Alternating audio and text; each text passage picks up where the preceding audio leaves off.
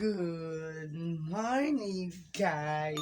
So yun, kakagising ko lang. Kaya maghihilamos muna ako. Babalkan ko na lang kayo. A few moments later. Guys, tapos na akong maghilamos. Wow! Ano nga bang araw ngayon? Ngayon ay July 12 and Sunday. Ngayon ay bibigyan ko kayo ng isang Bible verse. Huwag basta maniwala sa salita.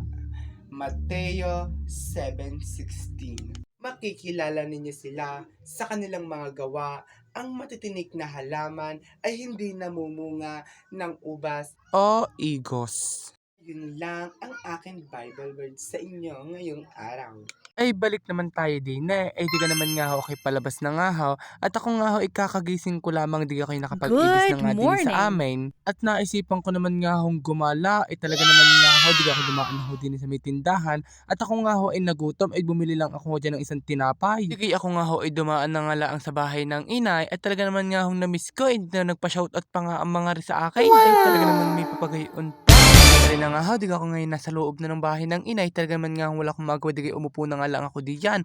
At ako nga ho ay lumabas na ulit. Ay talaga naman nga hong galang-gala. Ay di ako nga ho ay pumunta sa bahay ng aking kaibigan. Ay pagpunta ko doon ay may aalis daw siya. Ay nakoy ako'y iwan na naman. Di ako nga ho inapadaan na nga lang din sa may okasyon. Ay may birthday diyan. Ay happy birthday na lang. Di ako nga ho umalis doon at bumili nga ako ng isang Nova. Ay di ako nga ho okay pupunta na sa amin. At ako nga ho may kukuhanin. Di ako kukuhanin ko na nga lang. Basta yung pang ano ng eyelash, hindi ko alam. Pagkatapos ko magkabit, di ako nga ho ay tumambay na nga laang hudin talaga naman nga ho ang pagkakasarap ng hangin. Ay nakita ko ang batang ari talaga naman nga ho batak na batak sa ML. Tapos sasabihin ng tugtog na kantaw. Turn around, bye! Hindi gana. Ganto kasi.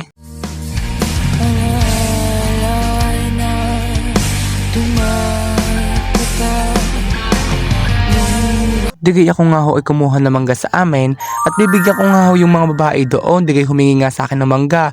Ay alaga naman pagdamutan natin, di sinabihan sa ating masama ugalay. Kaya tayo ay magmabuting loob ay talaga naman maaray. Ay mamaya at ako'y magmumukbang ng mangga. Ay talaga naman napakasarap naman na ray. Digay ang ibibigay na nga laang natin ay 5 piraso ay talaga naman sayang ay pag madami. Magbigay pa ay wag nang magbigay kung lilima laang. Pasalamat nga kayo at nabigyan pa kayo ng pukirat na aray. Digay kami nga ho inangain na nga lang na manggat na kwento-kwentuhan diyan ay talaga naman nga 5 pirasong mangga ako'y humingi pa ay talaga naman nga ho ang batang aray. Digay ako nga ho ay nasa amin at ako nga ho ay nakaramdam ng gutom. Digay kumuha nga ako ng isang pinggan, isang tinidor, isang kutsara, isang sandok. Ay digay ako nga ho ay kumain na. Ay tama naman nga ho ng pagkakainit nga naman nga ho ng aking kinakain ay talagang subo ng subo. Ay kitang-kita niya naman talaga ang usok ay talaga naman ang batang aray. Ay digay naman nga ho ipagtingin ko sa may bintana ay talaga naman nga ho dag aim. At dini ko na nga lang tatapusin. Don't forget like, share, and comment.